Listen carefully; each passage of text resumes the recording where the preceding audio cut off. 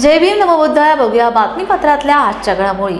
देशातली आजची परिस्थिती पाहिली तरी अजूनही बौद्ध समाज व्हेंटिलेटरवर आहे असे प्रतिपादन भदंत विमल कित्ती गुणसिरी यांनी केले. मिशन बोधिसत्व कोल्हापूर आयोजित प्रबुद्ध भारताचे बोधिसत्व मिशन या विषयावर कोल्हापूर येथे एक दिवसाचे धम्म शिबिर संपन्न झाले. त्यावेळी ते बोलत होते. देशातील बौद्धांची आणि राजकीय सामाजिक चळवळीवर त्यांनी चिंता व्यक्त केली. यावेळी भंते करुणानंद, भंते सिरिसारो तसेच अन्य क्षेत्रातील मान्यवर व्यक्ती मोठ्या संख्येने उपस्थित होते. प्रास्ताविक आनंद राणे यांनी केले. सूत्रसंचालन प्रशांत मेधावी यांनी केले. मानने का जो तरीका है और व्यवहार करने की जो पद्धति है वो नष्ट हो जाए और सभी लोग इंसानियत से एक दूसरे के पेश आए, तो इस इंसानियत को स्थापन करने के लिए बुद्ध की शिक्षा के सिवा दूसरा कोई मार्ग था ही नहीं. तो इसलिए बाबा साहब ने स्वयं बुद्ध बनने की और पूरे भारतीय लोगों को बौद्ध धर्म की दीक्षा देकर भारत को बौद्धमय बनाने की बात कही है. तो ये इनका मिशन था और इस मिशन को न्याय देने के लिए हमें सर्वप्रथम उसकी ये मूल प्रेरणा जो है वो ध्यान में लेनी चाहिए. इसको समझे बगैर और उसको अपनाने बगैर अगर हम उसको कुछ भी नाम से पुकारते रहे, कोई भी लेबल लगाते रहे, उसका कोई माने नहीं रहता, कोई अर्थ नहीं है. तो इसी बात को लेकर हम बोधिसत्व मिशन चलाने की बात कर रहे हैं.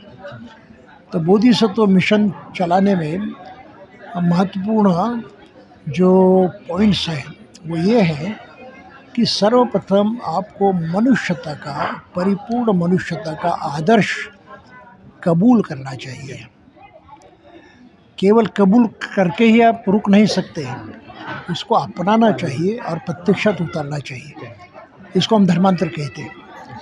तो लोगों ने बुद्ध का धर्म इसलिए स्वीकार करना चाहिए क्योंकि मनुष्य के लिए सर्वधर्म सभी अर्थों से एकमात्र धर्म वही है, मनुष्यता प्रधान, दूसरा ही नहीं.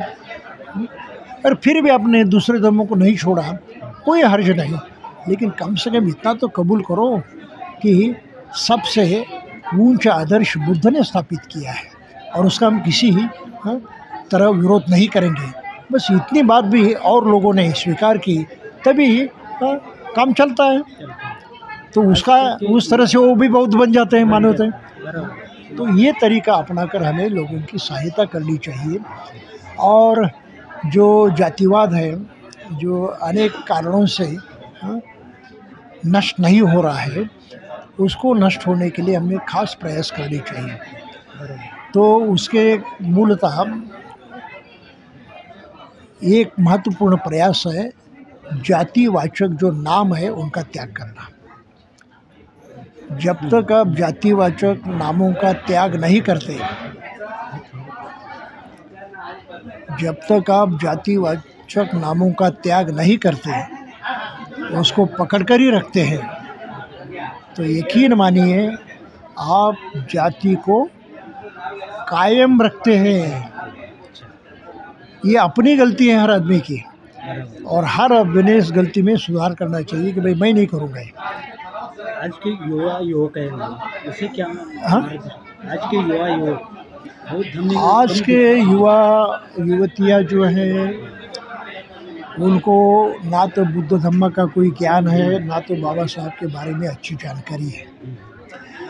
ये नए वातावरण में, जिसको हम मॉडर्न सिचुएशन कहते हैं, उसमें जन्मे हैं, उसमें रहते हैं और उसी प्रकार की जो मानसिकता है उसमें जीते हैं. ये मानसिकता कई अर्थों से घातक है, उनके भी काम की नहीं है. लेकिन दूसरा कोई पर्याय उपलब्ध न होने के कारण वो उसी में जिएंगे, वैसे ही जिएंगे.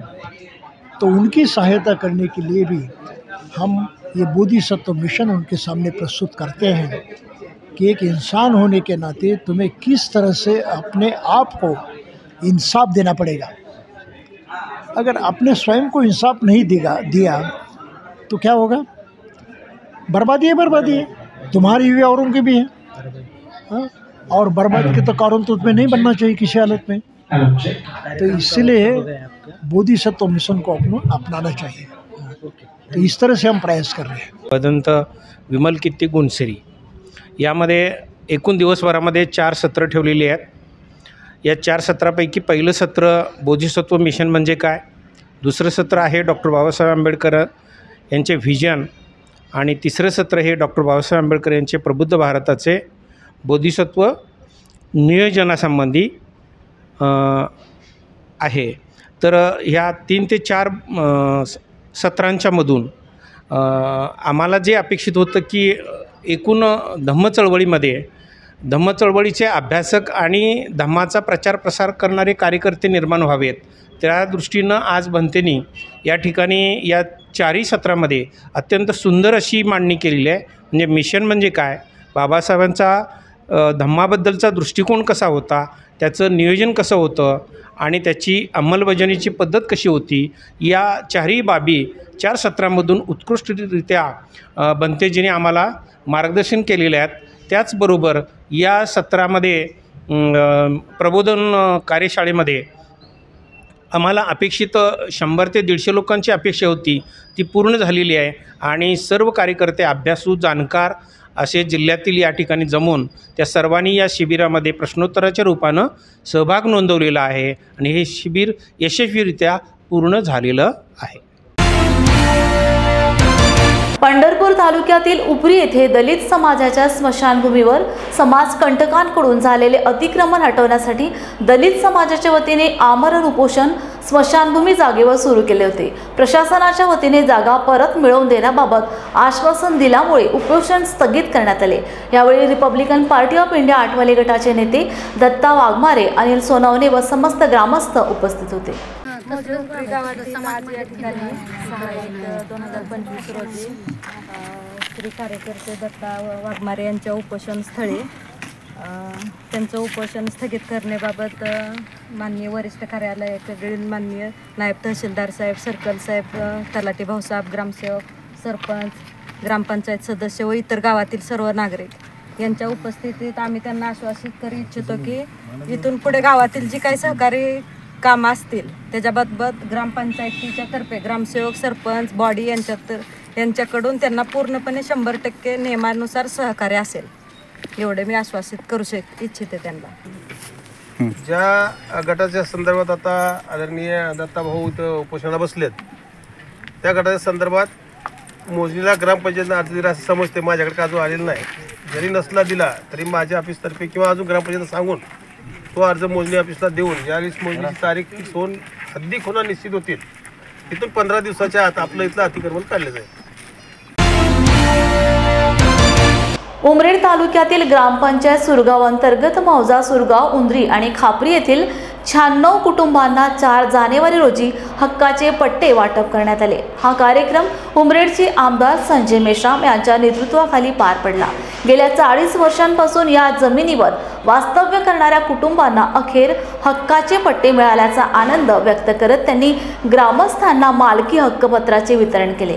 याप्रसंगी ग्रामस्थांनी आमदार संजय मेश्राम यांचे आभार मानलेत। निर्णयामुळे गावकऱ्यांमध्ये आनंदाचे वातावरण असून हक्काची जमीन मिळाल्याने त्यांच्या जीवनात स्थैर्य आणि नवी सुरुवात झाली आहे। कोल्हापूर जिल्हा उपरी येथे बुद्ध विहारात क्रांतिज्योती सावित्रीबाई फुले यांच्या जयंतीनिमित्त इंग्लंडचे धम्माचारी श्रद्धा राजा यांचे जाहीर धम्म प्रवचन झाले। यावेळी पुणे येथील धम्माचारी आदित्य बोधी, नागपूरचे नागमित्र, इंग्लंडचे संघनायक, दापोलीचे प्रशील, गोव्याचे विद्याकुमार, ऋतुजित शाखेबोधी, आर्यकुमार खेमदासीन उपस्थित होते। हुपरी बुद्ध विहाराचे सुधाकर कांबळे, नाना कांबळे, रमेश कांबळे, शांता हुपरीकर उपस्थित होते। सूत्रसंचालन किशोर मानकापूर यांनी केले। आभार सुरेश कांबळे यांनी मानलेत। तत्पूर्वी पाहुण्यांनी डॉक्टर बाबासाहेब आंबेडकर यांच्या पुतळ्याला हार घालून त्यांच्या अस्थीचे दर्शन घेतले। शांती, संतुष्टी आणि साधेपणाचे पालन करून मी माझे शरीर शुद्ध करते, नित्य सत्य बोलून मी माझी वाचा शुद्ध करते, स्मृती सुस्पष्ट आणि प्रदीप्त ठेवून मी माझे मन शुद्ध करते। That people can trust us. We are reliable. आणि एक प्रकारे लोक मग आपल्यावरती विश्वास ठेवायला सुरुवात करतात. We tell the truth. आपण कारण आपण सत्यतापूर्ण बोलत असतो. We are honest and we're upright. आपण एक प्रकारे नीतिमान असतो आणि सत्य बोलत असतो. We take responsibility. आणि एक प्रकारे आपण आपल्या कर्माची जबाबदारी घेतो. And if we say we're going to do something, well, we do it. आणि जेव्हा आपण म्हणतो की मी एखादी गोष्ट करीन, तेव्हा आपण ती करत असतो. And we become respected citizens. आणि एक प्रकारे आपण आदर्श नागरिक बनण्याचा प्रयत्न करीत असतो. So you can say the precepts are the lifeblood of Buddhism. आपण असंही म्हणू शकतो की शील जे आहे ते जणू काही आपल्या जीवनाचं रक्त आहे. So the 5 precepts did come from the Buddha. आता ही जी 5 शील आहे ती भगवान बुद्धांकडून आलेली आहे. They're a direct manifestation of going for refuge to the Buddha, Dharma and Sangha. आणि त्रिशरणानंतर आपण पाहतो की पंचशिलानंतर आपण पाहतो की बुद्ध धम्म संघाला आपण शरण जातो. And we chant the precepts immediately after the refuges. आणि म्हणून त्रिशरण म्हटल्यानंतर आपण तात्कालिक त्यानंतर पंचशील ग्रहण करत असतो. This is because the precepts mean action. तर शील म्हणजे काय तर कृती आहे. Yes, we're taking the refuges. जेव्हा आपण शरणगमन करतो, that immediately means action. This is how we're going to take the refuges. आणि मग जे आपण शरणगमन करतो आदर्शांना ते कृतीमध्ये कसं उतरायचं यासाठी आपल्याला पंचशील म्हणावं लागतं. So this action is what we call morality. आणि जी कृती आपण करतो त्या कृतीलाच आपण नीतिमत्ता असं म्हणतो. People know we are a Buddhist. आणि आपल्याला हे आपण लोकांना माहित आहे की आम्ही बौद्ध आहोत. They know that we act skillfully. आणि त्यांना हे माहिती की आम्ही कुशल कर्म करत असतो. It sets an example for other people. जणू काही आपण कुशल कर्म करून इतरांसमोर उदाहरण बनायचं आहे. So Dr. Ambedkar, he took the refuges in precepts. तर बाबासाहेबांनी स्वतः त्रिशरण पंचशील ग्रहण केलेला आहे. And he administered them himself to his followers. आणि त्यांनी जणू काही पुन्हा ते त्रिशरण पंचशील आपल्या अनुयायांना दिलेला आहे. And he expected his followers to take them seriously. आणि मग जणू काही आपल्या अनुयायांनी हे त्रिशरण पंचशील गंभीरपणे घेतलं पाहिजे अशी त्यांची अपेक्षा होती. Unfortunately, this doesn't always happen. परंतु दुर्दैवाने असं म्हणता येईल ही गोष्ट घडताना दिसत नाही. Some followers just say Jai Bhim. काही बाबासाहेबांचे अनुयायी केवळ जयभीम पुरते आहेत. But they don't change themselves. परंतु ते स्वतःमध्ये काही परिवर्तन करीत नाही. They don't do anything else. ते इतर कुठली गोष्ट सुद्धा करत नाही. And they carry on eating meat. आणि ते मांसाहार करतात. And drinking alcohol and smoking cigarettes. Cigarette पितात, दारू पितात. They're doing the gossip. आणि एक प्रकारे नकारात्मक एकमेकाची चाळी निंदा करतात. They're telling lies and doing bad things sexually. आणि एक प्रकारे ते खोटे बोलत असतात, लैंगिक दुराचार करत असतात. So Baba Sahib would be very disappointed in this. आणि ही जर गोष्ट होताना दिसते त्यावेळेस बाबासाहेबांना खूप निराशा येत असते. So if you were a real follower of Baba Sahib, you will think about the precepts. खरंच आपण बाबासाहेबांचे खरे अनुयायी असू तर आपण गंभीरपणे शिलांचं आचरण करण्याचा प्रयत्न केला पाहिजे.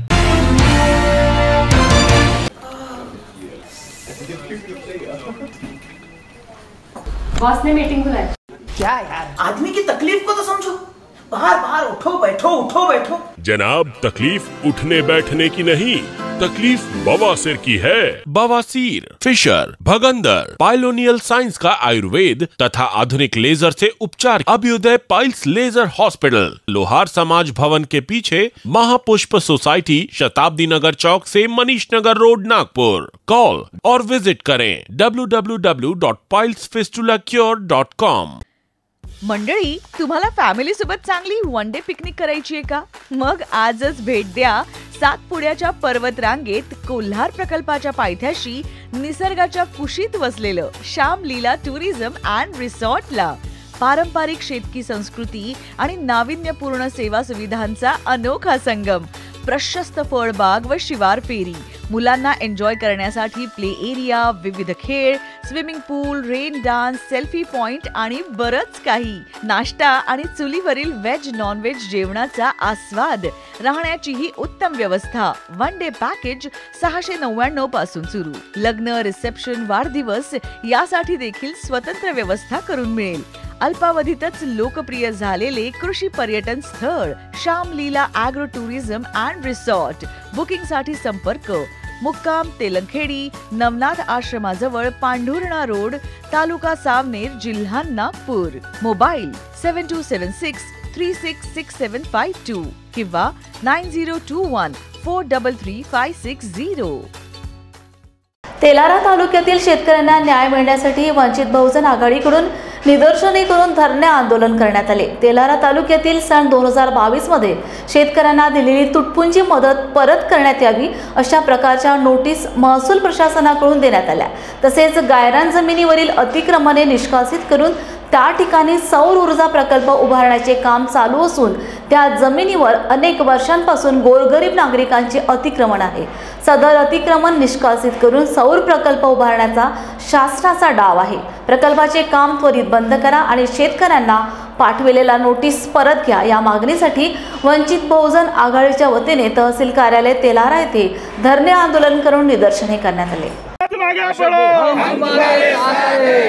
वंचित बहुजन आघाडीचा श्रद्धेय बाळासाहेब आंबेडकरांचा वंचित बहुजन आघाडीचा शेतकऱ्यांना न्याय मिळालाच पाहिजे. शेतकऱ्यांना न्याय मिळालाच पाहिजे. मुजोर सरकार अरे मुजोर सरकार शेतकऱ्यांना न्याय मिळालाच पाहिजे. शेतकऱ्यांना न्याय मिळालाच पाहिजे. वंचित बहुजन आघाडीचा मुक्काम गावात सोंडोडा. मला पैसा 1 रुपया भेटला नाही. बर कशाचा? याचा नापिकीचा. आणि मला पांडेबानं 25,000चा मला ते हे दिलं बाबा नोटीस दिलं. मी कुठून भरून ज्या दिवशी नोटीस हाती घेतलं त्यावेळी थरथर कापायला लागली. मी लटलट कापो. आता 25,000 कुठून भरून मी त्यातला त्या नाही केली मला माहित. एक जणांची मार बजांची आणि सरकार नाही वय काय शिकले 75 वर्षाची पांडेवाला अंगठा घेतला. हो ते नोटीस पांडेबान नेलं आणि बिन अंगठाचं नोटीस माझं.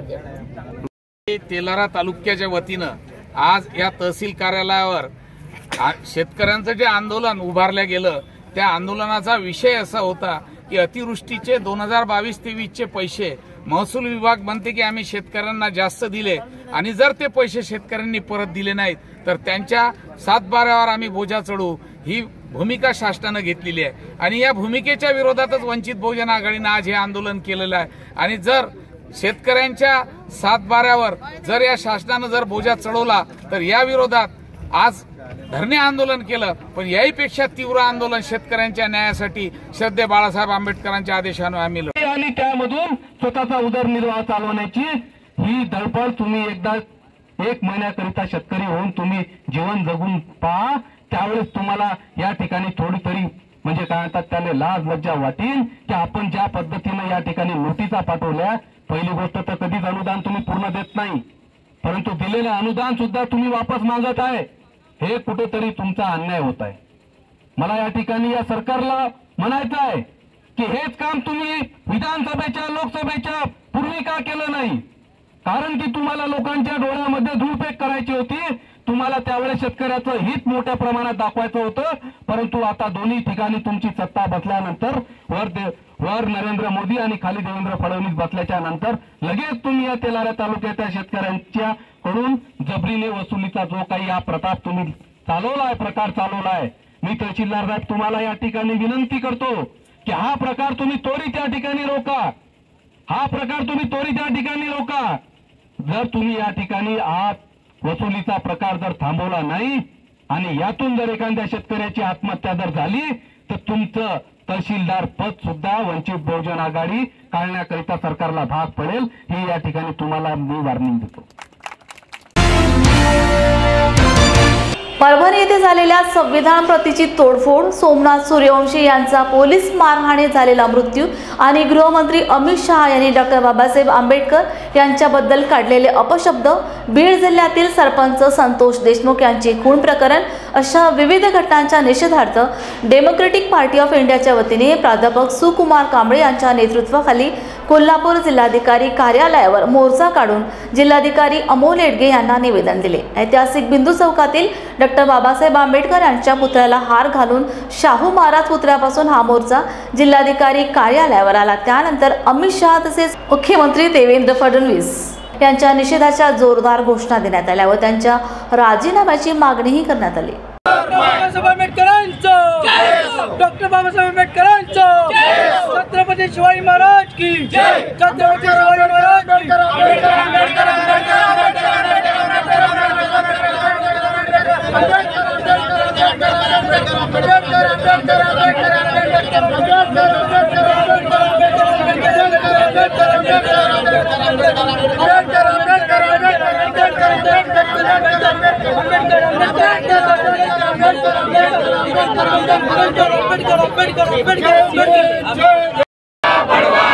नीम का पत्ता कड़वा है, अमित शाह बड़वा है, बड़वा है, बड़वा है, अमित शाह बड़वा है, बड़वा है, बड़वा है, अमित शाह बड़वा है।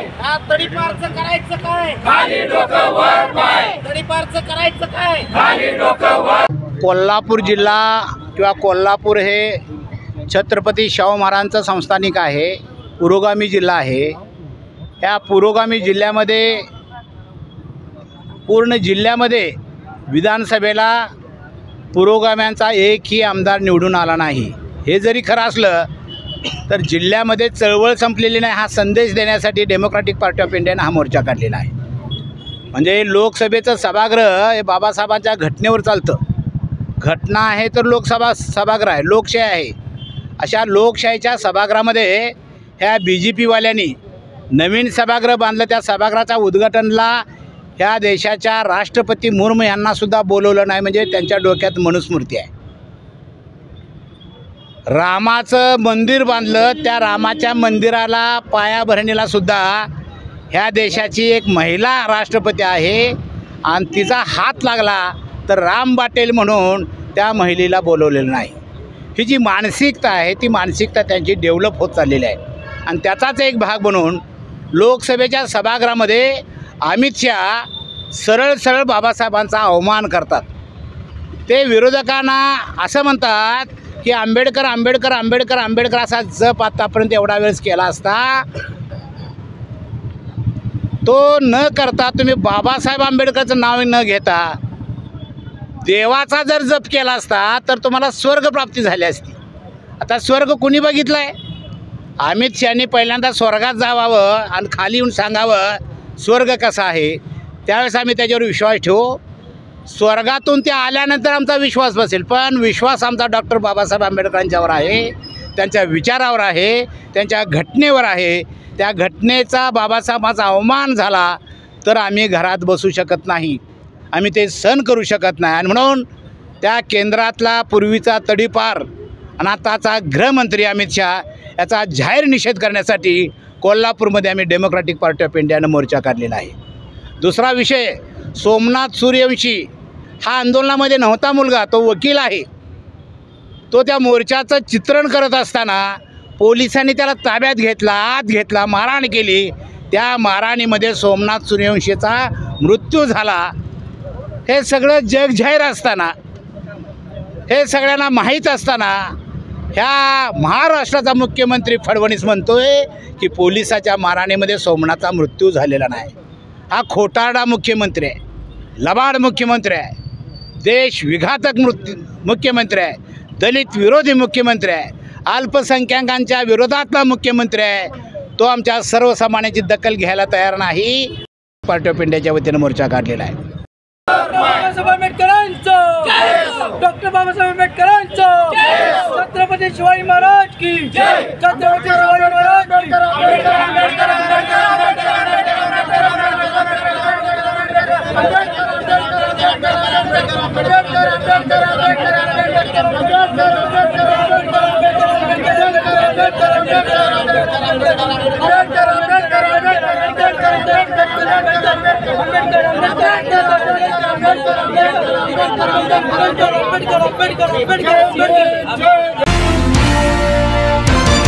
नागपुरात HMPVची लागण झालेले 2 रुग्ण आढळून आले। 2 लहान मुलांचा HMPV अहवाल पॉझिटिव्ह आला होता। 7 वर्षाचा मुलगा आणि 13 वर्षाच्या मुलीला HMPVची लागण झाल्याचं समोर आलं होतं। मात्र आता या दोन्ही लहानग्यांची प्रकृती ठणठणीत असल्याची माहिती नागपूरचे जिल्हाधिकारी विपिन इटनकर यांनी दिली आहे। मीडियामध्ये चालत आहे की नागपूरमध्ये 2 ह्युमन मेटानिमोनी व्हायरसचे पेशंट्स आढळलेले आहेत। हे सध्या चुकीचं आहे. 2 पेशंट जे एक 7 वर्षाचा आणि एक 14 वर्षाचे जे होते वॉक इन ओपीडी मध्ये त्यांनी आपली पॅनल टेस्ट केली, त्याच्यामध्ये सस्पेक्टेड जे आलेले आहे.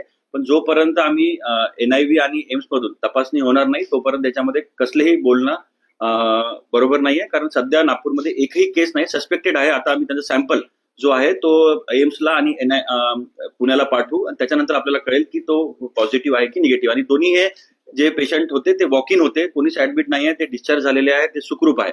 आणि हा जो आपण ऐकतो काल 2 दिवसापासून की जगभरात पूर्ण देशामध्ये की ह्युमन मेटानिमोनी व्हायरसचा संसर्ग होणार आहे, तो मोठ्या प्रमाणात वाढणार आहे, त्याकरिता गव्हर्नमेंटनी गाईडलाईन्स काढलेले आहे. हे मी तुम्हाला देतो. याच्यामध्ये फक्त या संदर्भात इंडिव्हिज्युअलनी काय करावं आणि काय नाही करावं हे सगळे गाईडलाईन्स त्याच्यामध्ये दिलेले आहे. की तुम्ही मास्क वापरायला पाहिजे, तुम्ही शिंक आल्यावर हात धुवायला पाहिजे, हस्तांदोलन केल्यावर तुम्ही हात धुवायला पाहिजे, आणि काय what to do and what not to do ते मी तुम्हाला देतो. आणि आज आम्ही ऑलरेडी सगळ्या हॉस्पिटल्समध्ये, सगळ्या तुमच्या मीडियाच्या मार्फत, आमच्या सोशल मीडियाच्या मार्फत आणि आमच्या PSC सब सेंटर सगळ्यांच्या मार्फत आम्ही नागरिकांना ह्या गाईडलाईन्स आम्ही कळवणार आहे. सध्या घाबरण्याची कसलीही याच्यामध्ये हे नाही आहे. आम्ही वरिष्ठांच्या संपर्कामध्ये आहे आणि आपल्याला एक विनंती आहे की या अनुषंगाने नागपूरकरांमध्ये आणि जनतेमध्ये थोडस आपल्याला भीती पसरू द्यायची नाहीये. कसलीच घाबरण्याची गोष्ट नाहीये. मी रिस्पॉन्सिबिलिटीने बोलतोय आपल्या समोर. सध्या घाबरण्याची कसलीच कंडिशन नाही. हे दोन जे आपण चालत आहे, हे 2 बच्चे होते, त्यांचं टेस्ट त्यांनी प्रिव्हेंटिव्ह टेस्ट आपण जे पॅनल चालवतो प्रायव्हेट हॉस्पिटल ते चालवले आहे. त्यांनी इमिजिएटली सस्पेक्ट आल्यावर त्यांनी गव्हर्नमेंटच्या अधिकाऱ्यांना, सिव्हिल सर्जन आहे, आमचे MO त्यांना कळवलेलं आहे. मग त्यांचं सॅम्पल आम्ही आता आमच्या ICMR लॅबमध्ये एम्स आणि व्हायरोलॉजी पुणेला आम्ही पाठवू आणि त्याच्यानंतर आपण फर्दर ऍक्शन घेऊ. क्या हुआ बहू? माँ, पाइल्स की बहुत तकलीफ हो रही है। तो तुम गुदरोग सर्जन के पास क्यों नहीं गई? देखो, जैसे हार्ट के लिए हार्ट स्पेशलिस्ट, ब्रेन के लिए ब्रेन स्पेशलिस्ट, तो पाइल्स के लिए पाइल स्पेशलिस्ट क्यों नहीं? स्त्री हो या पुरुष, टॉयलेट में तकलीफ केवल पाइल्स ही नहीं और भी कई प्रकार के गुदरोग तथा कैंसर भी हो सकता है। इसीलिए इसकी प्रत्यक्ष जांच जरूरी है। ठीक है माँ, पर जांच के लिए हम जाएंगे कहाँ? वही काले आयुर्वेदिक पाइल्स हॉस्पिटल में। लेकिन माँ, प्रेगनेंसी में पाइल्स की दवाइयाँ? प्रेगनेंसी में आयुर्वेदिक दवाइयाँ सुरक्षित होती है। जनहित में जारी काले आयुर्वेदिक पाइल्स हॉस्पिटल, औषधि चिकित्सा तथा सर्जरी ट्रीटमेंट उपलब्ध। हमारा पता उमरेड रोड, दिघौरी बस स्टॉप के पास, नागपुर। अधिक जानकारी के लिए वेबसाइट पर जाएं kalepailshospital.com। महाराष्ट्र राज्य विद्युत वितरण कंपनी शहर विभाग नांदेड अंतर्गत कार्यरत कर्मचारी परसराम सुकरे यांची 2008 पासूनची मूळ वेतनात असणारी तफावत दुरुस्ती करून वार्षिक वेतनवाढ देण्यात यावी या मागणीसाठी नांदेडच्या महावितरण मंडळ कार्यालयासमोर सुकरे हे आमरण उपोषणास बसले आहेत। परसराम सुकरे यांच्या उपोषणाला महाराष्ट्र राज्य स्वतंत्र बहुजन वीज कर्मचारी संघटनेने जाहीर पाठिंबा दिला आहे। स्वतंत्र बहुजन वीज कर्मचारी संघटनेचा विभागीय सचिव आहे कासराळीकर, आणि आज परशुराम बाबजी सुकरे यांचा आमरण उपोषणाचा पहिला दिवस आहे आणि त्यांना गेल्या 2008 पासून तब्बल 16 वर्ष झालं त्यांचे वार्षिक वेतन वाढ न दिल्यामुळे त्यांचा आज पहिला दिवस उपोषणाचा आहे आणि त्या उपोषणाला आमचा पाठिंबा आहे। आणि हा जो मार्ग आम्ही अवलंबला तो प्रशासनाला धडा शिकवण्यासारखा आहे, कारण 2008 पासून त्यांना न्याय मिळाला नाही। लगातार आम्ही त्यांना पत्रे दिलो तरी पण त्यांनी आमच्या पत्राचा काही विचार न करता त्यांनी आम्हाला प्रतिसाद न देतात आणि त्यामुळे आम्हाला आमरण उपोषण करावं लागलं। सुकरे परसराम बाबजी, वरिष्ठ तंत्रज्ञ, शहरी शाखा, विद्युत भवन मुखेड या ठिकाणी आज कार्यरत आहे। तर मी यापूर्वी देगलूर उपविभागामध्ये मुखेड येथे कार्यरत असताना माझे 2008चे वार्षिक वेतनवाढ डिव्हिजन यांनी लावलेली नाही। त्यामुळे मी अनेक वेळा पत्रव्यवहार करून सुद्धा माझ्या पत्राची दखल घेतली नाही। तरी मला नांदेड शहरी विभागात आता सध्या कार्यरत असताना मला वेळोवेळी पत्रव्यवहार करून सुद्धा त्यांनी माझी दखल घेतली नाही आणि मला हा उपोषणाचा मार्ग या ठिकाणी मला हे करावं लागलं मला. पूजनीय भदंत काश्यप महाथेरो यांनी वाचन केलेल्या बुद्ध आणि त्यांचा धम्म या वाचन समारोप कार्यक्रमाचे आयोजन धम्मज्योत बुद्धविहार सावित्रीनगर चिकलठाणा येथे करण्यात आले होते. सकाळी 10 वाजता पूज्य भदंत बोधिपालो महाथेरो यांच्या शुभ हस्ते धम्म ध्वजारोहण करण्यात आले. त्यानंतर सावित्रीनगर चिकलठाणा परिसरात धम्म मिरवणूक करून भिक्खू संघास भोजनदान स्वागत करण्यात आले. त्यानंतर भिक्खू संघाची धम्मदेसना झाली. या कार्यक्रमासाठी सर्व उपासक उपासिका पांढरे शुभ्र कपडे परिधान करून मोठ्या संख्येने उपस्थित होते. तथागत भगवान गौतम बुद्ध, बोधिसत्व विश्वरत्न डॉक्टर बाबासाहेब आंबेडकर आणि आज या ठिकाणी सावित्रीनगर येथील धम्मज्योत बुद्ध विहारामध्ये आम्ही उपस्थित आहोत. या बुद्ध विहारामध्ये आषाढ पौर्णिमा ते अश्विन पौर्णिमा या 3 महिन्याच्या कालावधीमध्ये श्रद्धासंपन्न उपासक उपासिका यांच्या विनंतीला अनुसरून या ठिकाणी बुद्ध आणि त्यांचा धम्म डॉक्टर बाबासाहेब आंबेडकर लिखित या ग्रंथाचं वाचन करून धम्मप्रबोधन करण्यात आलेलं होतं. आणि या ग्रंथाचा सांगता समारोप म्हणून मागे 2-3 दिवसापूर्वी हा कार्यक्रम या ठिकाणी येथे सर्व उपस्थित उपासक उपासिका, विहार कमिटी, हिनानगर असेल, सावित्रीनगर असेल, तर या परिसरातील सर्व उपासकांनी स्वतःचं दान दिलं, योगदान दिलं, वेळ दिला आणि उत्साहाने सहभागी झाले आणि परिणामी स्वरूप अतिशय भव्यदिव्य प्रमाणामध्ये या ठिकाणी हा कार्यक्रम संपन्न झाला. या कार्यक्रमासाठी अखिल भारतीय भिक्खू संघाचे अनुसंघ नायक पूजनीय भदंत बोधिपालोजी महास्थवीर यांची उपस्थिती लाभलेली होती. तद्वतच मोठ्या प्रमाणामध्ये भिक्खू संघ उपस्थित होता. यामध्ये डोंगरगाववरून पूज्य भदंत मनावी थेरो, पूज्य भदंत हर्षबोधी महाथेरो, पूज्य भदंत धम्मानंद आणि इतर पूजनीय भिक्खू संघ या ठिकाणी उपस्थित होता. सर्व उपासक उपासिकांनी अतिशय आनंदाने प्रसन्नतेने भिक्षू संघाचं स्वागत केलं. भोजनदानाचा कार्यक्रम चांगल्या प्रकारचा अरेंज केला आणि भिक्खू संघाची धम्मदेसना झाली, संघदान करण्यात आलं आणि एकंदरीत धम्मविनयाला अनुसरून ज्या ज्या गोष्टी व्हायला पाहिजे तर त्या गोष्टी या विहारामध्ये अतिशय आनंदाने प्रसन्नतेने संपन्न झाल्या. तेव्हा माझ्या आजूबाजूला जे उपासक उभे आहेत हे सन्माननीय आयुष्मान विशाल इंगळे सर हे विहार कमिटीचे अध्यक्ष आहेत आणि सोबत कमिटीमध्ये काम करणारे सर्व उपासक उपासिका यांनी मेहनतीने कष्ट घेतले. त्याबद्दल सर्वांच्या प्रति मंगल कामना करतो. नमो बुद्धाय, जय भीम. आज सावित्रीनगर चिकलठाणा छत्रपती संभाजीनगर येथील धम्मज्योत बुद्धविहार या ठिकाणी वर्षावास समाप्तीच्या कार्यक्रमानिमित्त विविध कार्यक्रमाचे आपण या ठिकाणी आयोजन केलेलं आहे. यामध्ये पूजनीय भंतेजीचा संघ इथे येत आहे. त्या संघांना चिवरदान असेल, त्याचबरोबर धम्मदेसना आणि येथील परिसरातील सर्व बौद्ध उपासक उपासिका, त्याचबरोबर भंते यांना भोजनदानाचा कार्यक्रम आम्ही आमच्या सावित्रीनगर येथील धम्म उपासक उपासिका तसेच श्रावस्तीनगर हिनानगर येथीलही धम्म उपासक उपासक आहेत. त्यांच्या माध्यमातून हा आम्ही एक छोटेखानी कार्यक्रम करायचा प्रामाणिक प्रयत्न करत आहोत. आम्ही सुरुवातीला कार्यक्रम करताना कार्यक्रम इतका भव्य होईल असं आम्हाला वाटलं नव्हतं, पण आजूबाजूच्या परिसरातील जितकेही धम्म उपासक असतील, जे धम्माचा प्रचार प्रसार करतात, धम्माला मानतात, ते सर्व मंडळी या ठिकाणी एकत्रित झाले आणि भदंत बोधिपालो महास्थवीर यांच्या धम्मदेसनेचा त्यांनी लाभ घेतला. त्याचबरोबर इतरही भंते आले होते. अतिशय सुंदर असा उपक्रम कार्यक्रम आम्ही राबवण्याचा या ठिकाणी प्रयत्न केलेला आहे. त्यामध्ये या कार्यक्रमाला यशस्वी करण्यासाठी आमच्या परिसरातील जितकेही उपासक असतील, उपासिका असतील, मी या धम्मज्योत बुद्धविहार या विहाराचा अध्यक्ष आहे कमिटीचा. ही सगळी पदाधिकारी कमिटी मंडळी आहे. माझं नाव विशाल इंगळे आहे. पूजनीय कश्यपजी भंते हे 3 महिन्यापासून इथे बौद्ध आणि त्यांचा धम्म ग्रंथाचं वाचन करत आहेत. त्या धम्मग्रंथांचा आज समारोप झाला 2 दिवसापूर्वी आणि त्या संदर्भात आम्ही हा कार्यक्रम इथे आयोजित केलेला आहे. अतिशय उत्तम कार्यक्रम झाला. मी सर्वांचे आभार व्यक्त करतो ज्यांनी या कार्यक्रमासाठी परिश्रम घेतले आणि विशेष करून पूजनीय भंते कश्यपजी यांचं मी मनापासून आभार व्यक्त करतो की ते 3 महिने आमच्या इथे त्यांनी या बौद्धविहाराला वेळ दिला. त्यांच्या वाणीतून आम्हाला बुद्ध आणि त्यांचा धम्म हा ग्रंथ हा समजायला मिळाला, ऐकायला मिळाला. भंतेजीचं मी पुनश्च आभार व्यक्त करतो आणि थांबतो. जय भीम इंडियाच्या बातमीपत्रात वेळ झाली इथेच थांबण्याची. पुन्हा भेटूया ताजा घडामोडी घेऊन. जय भीम.